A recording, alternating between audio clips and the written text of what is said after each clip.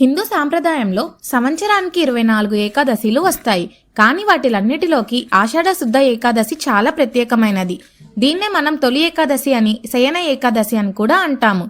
అసలు ఈ రోజు విష్ణుమూర్తి ఏం చేస్తారు, ఈ పండుగ వెనుక ఉన్న కథ ఏంటి ఇప్పుడు తెలుసుకుందాం. పూర్వం కృతయుగంలో మురాసురుడు అనే భయంకరమైన రాక్షసుడు ఉండేవాడు. ఆ రాక్షసుడు దేవతలను మునులను హింసిస్తూ లోకాలను వణికించేవాడు.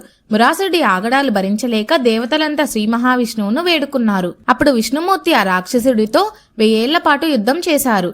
యుద్ధం చేస్తూ చేస్తూ విష్ణువు అలసిపోయి కాసేపు విశ్రాంతి తీసుకోవడానికి ఒక గుహలోకి వెళ్లారు. విష్ణువు నిద్రపోతుండగా మురాసురుడు ఆయనను చంపడానికి ప్రయత్నించాడు. అప్పుడు విష్ణుమూర్తి శరీరం నుండి ఒక శక్తివంతమైన కన్య పుట్టింది. ఆ కన్య మురాసురుడిని ఎదుర్కొని సంహరించింది. విష్ణువు మేల్కొన్న తర్వాత ఆ కన్య ఎవరో తెలుసుకొని ఆమె ధైర్యానికి మెచ్చి నీ పేరేమిటి అని అడిగారు. అప్పుడు ఆమె తన పేరు ఏకాదశి అని చెప్పింది. ఆమె భక్తికి మెచ్చిన విష్ణువు నీ పేరుతో ఈ రోజున ఎవరు ఉపవాసం ఉంటారో వారి పాపాలన్నీ తొలగిపోతాయి అని వరం ఇచ్చారు. అందుకే మనం ఏకాదశి వ్రతం చేస్తాం. అంతేకాదు ఈ రోజు నుండే శ్రీ మహావిష్ణువు క్షీరసాగరంలో 4 నెలల పాటు యోగ నిద్రలోకి వెళ్తారు.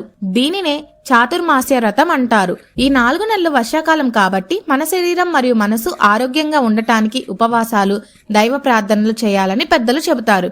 మరి ఈ తొలి ఏకాదశి విశిష్టను ఇంకా మనం అందరం కూడా పాటిద్దాం. ఈ వీడియో మీకు నచ్చితే లైక్ చేసి షేర్ చేయండి. అలానే సబ్స్క్రైబ్ చేసుకోండి ఇలాంటి మరిన్ని కథల కోసం.